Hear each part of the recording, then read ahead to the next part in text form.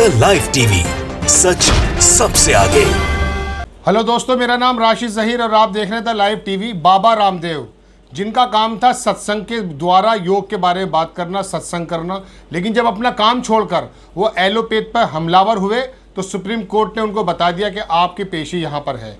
पूरा मामला आपको मालूम है। दोबारा आपको बता देते कि बाबा रामदेव ने सुप्रीम कोर्ट में अपने दस्तावेज सीडी सहित वगैरह सब जमा कराए हैं और सुप्रीम कोर्ट ने 1 हफ्ते का समय उनको दिया है कि आपने जो मसौदा इकट्ठा किया है उसकी हम जानकारी ले लें। काफ़ी तादाद में सीडीज़ वगैरह हैं, उनको पढ़ करके देख करके फिर 1 हफ्ते बाद आपको बुलाकर बात करेंगे। 1 हफ्ते की तारीख दे दी गई है। क्या मसौदा जमा किया है, कौन से कागजात जमा किए हैं, कौन सी सीडी जमा की है, अब आपको इसके बारे में हम बता देते हैं। पहले आपकी स्क्रीन पर ये एनडीटीवी की रिपोर्ट है। इसमें बाबा रामदेव के बारे में बताया कि बाबा रामदेव ने सारे दस्तावेज जमा करा दिए। सुप्रीम कोर्ट ने 1 हफ्ते का समय सुनवाई के लिए दिया है। बहरहाल कहने का मतलब यह है कि बाबा रामदेव ने कौन से कागज जमा किए, कौन से सीडीज जमा की, उसके बारे में हम आपको बता देते हैं। बाबा रामदेव ने जो बयान अपने बड़बोलेपन पे दिया था, काम उनका योग का है, काम उनका अध्यात्म का है, लेकिन जब एलोपैथ पे हमला करते हुए ये कहा था कि एलोपैथ की वजह से इतने लोग मर चुके हैं कि इतने लोग ऑक्सीजन के ना मिलने से, अस्पताल के ना मिलने से मरे थे, उससे ज़्यादा लोग एलोपैथ की दवाई खाने से मर चुके हैं और डॉक्टर को टर और बहुत सारे उनके बयान हैं। एक बयान उनका ये भी है जिसमें उन्होंने एलोपैथ को दिवालिया और स्टूपिड साइंस कहा था। इसके बारे में पूरे देश भर में एलोपैथ के डॉक्टर्स और जितना बुद्धिजीवी वर्ग था वो रोष में आ गया और पूरे भारत में जगह जगह पर उन पर FIR दर्ज करा दी गई थी। इन्हीं तमाम FIR के दर्ज होने की वजह से बाबा रामदेव को हेलीकॉप्टर से जाना पड़ता, परेशान होते, तो उन्होंने सुप्रीम कोर्ट में एक एप्लीकेशन दी थी कि तमाम भारत में जितनी भी FIR दर्ज की गई है सबको मर्ज करके क्लब बना के सुनवाई उसकी दिल्ली में कर दी जाए। ये उनका कहना था।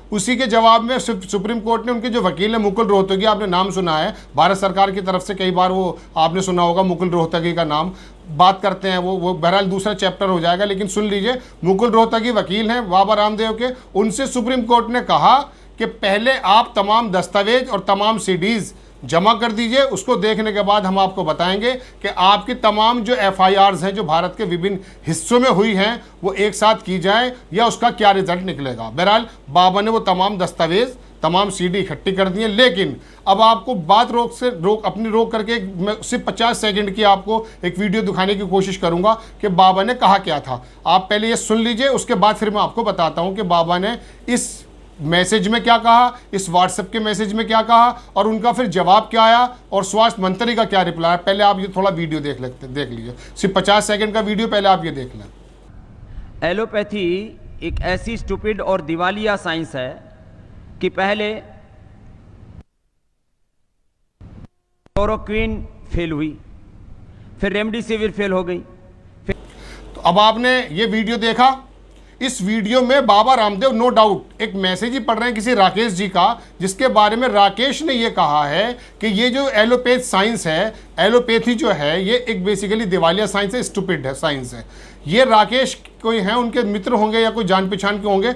मंच के माध्यम से लोगों के बीच में टीवी की मौजूदगी में बाबा रामदेव ये बात कह रहे हैं कि किसी उनके परिचित ने उनको ये बात कही और उन्होंने मोबाइल पे पढ़कर उसको सुनाया। उसमें उसने कहा किसी राकेश ने कि ये जो है एलोपैथ वो दिवालिया साइंस है। पहली बात 1987 का एक्ट जो है ना पेंडेमिक का, उसके बारे में यह है कि यदि कोई भ्रामक बात आप किसी भी माध्यम से फैलाते हैं तो आप उसमें दोषी हैं। तो बाबा ने किसी का भी मैसेज पढ़ा वो गलत पढ़ा, पेंडेमिक के दौर में भ्रामक बात बताई और एलोपैथ, जिस एलोपैथ ने पूरी दुनिया के अंदर वो रोल पैदा किया है कि हजारों लाखों करोड़ों लोगों की जिंदगी बचाने का काम किया, डॉक्टर्स ने अपनी जानें दे दी, ऐसे माहौल में वो एलोपैथ का मजाक उड़ा रहे हैं। तो आम जन पर और उनके जो भक्त हैं, उनके जो मानने वाले हैं, वो एलोपैथ के बारे में क्या क्या बातें उड़ाएंगे ये आप इसका सहज अंदाजा कर सकते हैं। बहरहाल ये उन्होंने जो उनके बाल कृष्ण है, उनके जो उसका आश्रम को देखते हैं, उन्होंने लेटर में यही कहा है कि हमने एलोपैथ की कोई भी इंसल्ट नहीं की है, अलबत्ता किसी का मैसेज बाबा पढ़ के सुना रहे थे। लेकिन ये 50 सेकंड का मैसेज सुनाने के बाद बाबा रामदेव ने जो अपने शब्दों में कहा वो भी आपको हम सुनाना चाहते हैं। 20 सेकंड और सुन लीजिए, उसके बाद आपको पता चल जाएगा कि बाबा ने अपने मन की कैसी कुंठा निकाली है एलोपैथ को लेकर। एलोपैथ को लेकर जब आप सुनेंगे, जब आपको मालूम पड़ेगा। आपको 20 सेकंड के बाद मैं फिर दोबारा आता हूं, ये सुन लीजिए वीडियो। लाखों लोगों की मौत एलोपैथी की दवा खाने से हुई है। जितने लोगों की मौत हॉस्पिटल न जाने के कारण से हुई, ऑक्सीजन न मिलने के कारण से हुई है, उससे ज्यादा लोगों की मौत ऑक्सीजन के बावजूद हुई है, दवा एलोपैथी की दवा मिलने के बावजूद हुई है, स्टीराइड की वजह से हुई है।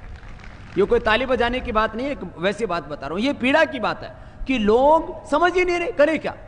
इसलिए अभी लाखों लोगों की मौत का कारण एलोपैथी है। ये आपने वीडियो सुनी और वीडियो सुनने के बाद आपको पता चल गया कि वो पहले तो वाकई राकेश नाम के किसी व्यक्ति का मैसेज पढ़ रहे थे, हालांकि वो भी बाबा रामदेव जैसी पर्सनैलिटी जिसको पूरी दुनिया सुनती है, पूरा भारत सुनता है, उनको नहीं बोलना चाहिए था। लेकिन अब उन्होंने जो कहा है, उन्होंने कहा कि एलोपैथ की दवाइयों ने हजारों लाखों लोगों को मार दिया है, यानी कि काफ़ी लोग। और दूसरी बात वो कहते हैं कि इतने लोग अस्पताल ना मिलने की वजह से नहीं मरे, ऑक्सीजन ना मिलने की वजह से नहीं मरे, जितने एलोपैथ की दवाई खाने से लोग मर चुके हैं। तो एलोपैथ एक ज़माने से काम कर रहा है। 1000 से ज़्यादा डॉक्टर के बारे में भी उनका एक बयान है, हर बार हम वीडियो लगाना संभव नहीं है, आप जाकर देख सकते हैं। उन्होंने कहा कि जिन डॉक्टर्स ने डबल डोज ले रखी थी वो भी मर गए, 1000 से डॉक्टर से ज़्यादा मर गए। और फिर डॉक्टर को टर टर टर, ये आप काफ़ी बार सुन चुके हैं, उनके बयान अनगिनत हैं। कितनी बार हम वीडियो लगाएंगे, अपनी ज़बानी बता रहे हैं आपको कि 1000 डॉक्टर जिन्होंने अपनी जान दे दी, उनका भी मजाक उड़ाया गया, डॉक्टर शब्द का भी मजाक उड़ाया गया, टर टर बोला, डर डर बोला, इस तरह से बात की। और जब एक बार गिरफ्तारी की बात आई तो बाबा रामदेव बाबा ना होकर, योगी ना होकर के एक अजीब व गरीब एक ऐसे हुडलम्स की तरह बात करने लगे कि बाबा रामदेव को क्यों गिरफ्तार है, किसी के बाप में इतनी हिम्मत नहीं। ये शब्द बाबा रामदेव ने बोले जो कभी नहीं लगता है कि किसी योगी के, किसी अध्यात्म का प्रचार प्रसार करने वाले के शख्स के मुंह से ये अल्फाज निकलेंगे। बहरहाल बाबा रामदेव पर या लाला रामदेव पर या जो धंधा करने वाले रामदेव हैं, जो हेलीकॉप्टर से घूमते हैं, जिनका हजारों करोड़ रुपए का कारोबार फैल चुका है, उनके बारे में हम आपको बता दें कि उनकी पेशी अब सुप्रीम कोर्ट में होगी। और सुप्रीम कोर्ट ने यदि ये चीज़ें, ये वीडियोस पूरी तरह से संज्ञान में ले ली तो हर एक आदमी आराम से अंदाज़ा लगा सकता है कि बाबा रामदेव जो कह रहे थे कि किसी के बाप में हिम्मत नहीं है उसे गिरफ्तार कर ले, उन्हें पता चल जाएगा कि भारत का संविधान जब किसी को पकड़ता है उसकी गलती के बिहाफ पर, तो वो किसी भी पद पर बैठा हो उसे जेल के पीछे डाल देता है। बहरहाल अब ये सुप्रीम कोर्ट के ऊपर डिपेंड है कि वो किस तरह से इस चीज़ को सुनवाई करता है, कैसे इसकी तफ्तीश करता है, और आईएमए की तरफ से जो वकील होंगे वो किस तरह से इस बात को करते हैं। क्योंकि आईएमए के डॉक्टर्स जो हैं उन्होंने भी बहुत ज़्यादा आपत्ति जताई थी। हालांकि हर्षवर्धन जो स्वास्थ्य मंत्री हैं उन्होंने अपना प्यार भरा लेटर भी लिखा था जिसमें बाबा रामदेव से कहा कि आप इसमें सॉरी बोल दीजिए, और बाबा रामदेव ने उसमें सॉरी भी बोला था, लेकिन सॉरी जैसा शब्द उसमें नहीं था, खेद जताया था। और ये कहा था उनके जो वो आचार्य बालकृष्ण हैं, उन्होंने कहा हमने कभी एलोपैथ के बारे में नहीं कहा, एलोपैथ के बारे में हमारी कोई राय नहीं है, हम उसको साइंस मानते हैं, उसकी इज्जत करते हैं, उसका सम्मान करते हैं। लेकिन ये शब्द तो किसी और मैसेज के थे। लेकिन बाकी जो वीडियो मैंने आपको दिखाई है या जिनका हवाला मैंने आपको दिया है उसके बारे में आप देखकर समझ सकते हैं कि बाबा रामदेव ने एलोपैथ का किस तरह से मजाक उड़ाया। लेकिन ऊंट अब पहाड़ के नीचे आया, पता चल जाएगा सुप्रीम कोर्ट के सामने जब वो खड़े होंगे और उनकी वीडियोस को सुप्रीम कोर्ट देखेगा और उसके अंदर वो बातें नजर आएंगी जो हमें और आपको नजर आती हैं, तो उसके बाद एक अपराधी में और बाबा रामदेव में कोई फर्क नहीं होगा यदि उनका जुर्म साबित हो जाता है। और बाबा रामदेव को जो संरक्षण प्राप्त है, स्वास्थ्य मंत्री भारतीय सरकार के इस तरह से उनसे कह रहे हैं, एक अगर ये बात कोई और कह देता तो यकीन मानिए ये बात कही किसने, ये मैं आपको बताऊं, शिवसेना का जो सामना को देखते हैं उनके एक नेता हैं, उन्होंने कहा कि ये बात यदि बाबा रामदेव के अलावा, हम लगा देते हैं आपको स्क्रीनशॉट, शिवसेना के जो नेता हैं और सामने अखबार के एडिटर भी हैं वो, उन्होंने कहा, राज्यसभा सांसद भी हैं, उन्होंने कहा कि अगर ये बात बाबा रामदेव के अलावा कोई और कहता तो भारतीय जनता पार्टी का एक आदमी सड़क पर आ जाता।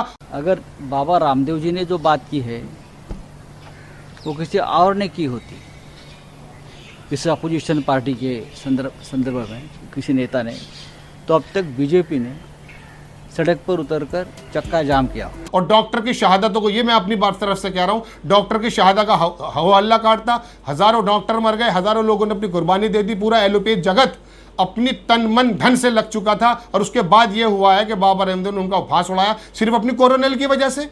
और कोरोनिल, उसके बारे में आईएमए के जो महासचिव है वो कहते हैं कि ये फूड सप्लीमेंट है, ये बेसिकली मेडिसिन के क्षेत्र के अंतर्गत आता ही नहीं है। हर्षवर्धन जी स्वास्थ्य मंत्री ने इनका इनॉग्रेशन किया, उनकी काफ़ी खिंचाई भी हुई थी, लेकिन कोरोनिल को बेचने के लिए पूरी एलोपैथ को काला कर देना, ये कहाँ तक की अच्छी बात है। और कोरोनिल जबकि मेडिकल टर्म्स के अंतर्गत कहीं से पास नहीं है, WHO की कोई इसके अंदर सर्टिफिकेशन नहीं है, IMA का कोई सर्टिफिकेशन नहीं है, सिर्फ फूड सप्लीमेंट के अंतर्गत ये आता है। कोरोनिल को इस तरह से बताया गया कि पूरी दुनिया के अंदर शायद कोरोना का इलाज सिर्फ इनकी बनाई हुई वो गोली है जिसको कोरोनिल कहते हैं, बल्कि उसका इनोग्रेशन करने हर्षवर्धन जी जो स्वास्थ्य मंत्री वो चले गए, उन्होंने किया। तो इससे क्या साबित होता है? इनका संरक्षण ही इस बात को बताता है कि इनको ऐसा संरक्षण प्राप्त है सरकार का जिसके बारे में कहते हैं कि बाबा राव को किसी का बाप भी गिरफ्तार नहीं कर सकता। अब पता चल जाएगा कि सुप्रीम कोर्ट में यदि उनका ये जुर्म साबित होता है तो क्या भारत का संविधान है और क्या भारत की कोर्ट्स हैं, ये उनको मालूम पड़ जाएगा। द लाइव टीवी, सच सबसे आगे।